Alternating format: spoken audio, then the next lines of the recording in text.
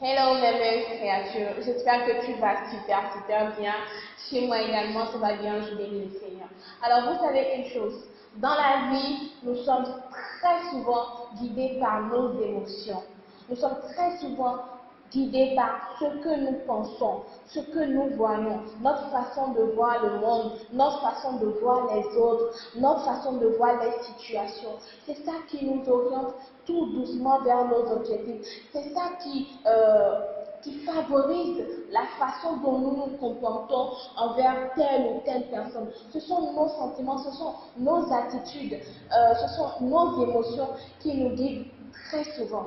Alors dans cette vidéo, il y a des attitudes que je vais vous montrer qui peuvent facilement vous ruiner. Ces comportements, ces attitudes qui peuvent facilement vous ruiner, qui peuvent vous faire manquer une opportunité, qui peuvent vous faire manquer une aventure, qui peuvent vous faire manquer même une grâce, même une bénédiction. C'est de ça que je vais vous parler dans cette vidéo. Je vais vous parler de 5 attitudes négatives qui peuvent ruiner toute votre vie, qui peuvent ruiner toute votre destinée. C'est de ça que nous allons parler dans cette vidéo. Alors, let's go!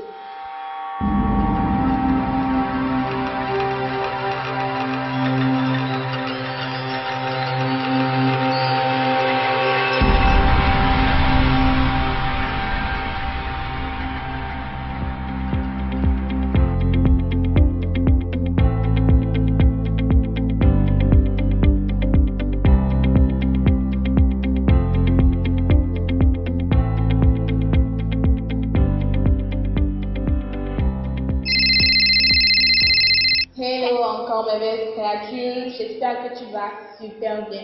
Alors comme je le disais dans cette vidéo, nous sommes guidés par nos émotions, nous sommes guidés par nos façons de voir les choses, notre façon de voir la vie, notre façon de voir les autres. Dans cette vidéo, je vais vous révéler 5 attitudes qui sont vraiment négatives pour les êtres humains qui peuvent vous faire manquer de bonnes choses, de bonnes opportunités dans votre vie. La première attitude que vous devez à tout prix éviter, c'est l'égoïsme qui rapetisse. L'égoïsme, c'est un sentiment où vous ne pensez qu'à vous-même, vous ne pensez qu'à votre intérêt, vous ne pensez pas à quelqu'un d'autre, vous ne pensez pas aux personnes qui vous entourent. Vous avez décidé de faire un projet ensemble, vous avez décidé de faire un travail ensemble. Lorsque vous finissez le travail, les bénéfices, ce qui doit sortir de ce travail est revenu à vous tous. Vous décidez de tout garder pour vous-même, vous décidez de ne pas faire profiter les autres, vous décidez de ne pas faire bénéficier les autres et vous ne pensez qu'à vous et à vous seul. C'est de l'égoïsme, ça rapetisse, ça rabaisse. L'égoïsme est un sentiment qui rabaisse, qui diminue l'être humain. Au lieu que vous ayez de bons sentiments, au lieu que vous soyez une bonne personne qui pense à l'intérêt des autres, qui pense aux autres, la Bible a dit, avant d'être le plus sage, avant d'être le plus élevé, c'est une personne qui sert les autres.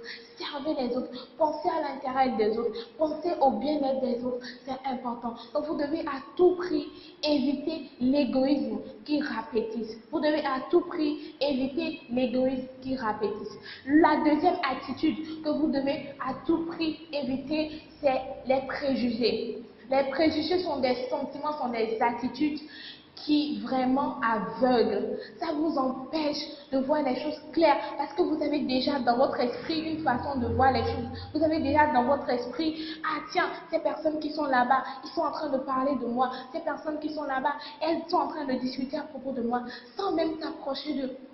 J'ai eu un ami comme ça qui est venu se plaindre, un ami très cher à moi, bien sûr, qui est venu se plaindre, qui m'a dit, tiens, j'étais allée à tel endroit et avant même que je n'aille là-bas, j'ai vu d'autres personnes qui discutaient. Ils discutaient et j'ai vu que comme ils m'ont vu venir, c'était de moi ils parlaient, je suis sûre que c'était de moi ils parlaient.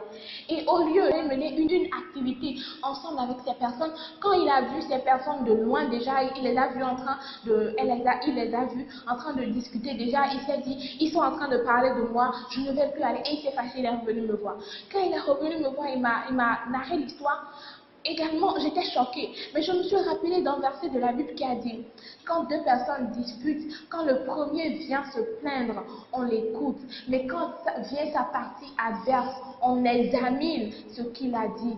Donc, je me suis dit, je dois écouter la partie adverse avant d'examiner, avant de me dire, tu as raison, tu n'as pas raison. Et quand la partie adverse est venue, les deux autres personnes qui étaient également chères à moi, quand ces personnes sont venues, je leur ai dit, tiens, voilà, voilà, voilà, est-ce que vous avez également vraiment parlé de lui de cette façon? Ces deux personnes ont dit non, non, il est venu nous a dit qu'il est fâché. Sans qu'on ne comprenne pourquoi il était fâché. Nous, on ne parlait pas de lui, on parlait de temps, on parlait de temps. Ce sont des préjugés qui aveuglent vraiment. Vous vous faites des idées pour rien du tout. Et ce sont des comportements qui vous aveuglent, qui vous empêchent de voir le beau, qui vous empêchent de voir le meilleur. C'est vraiment important.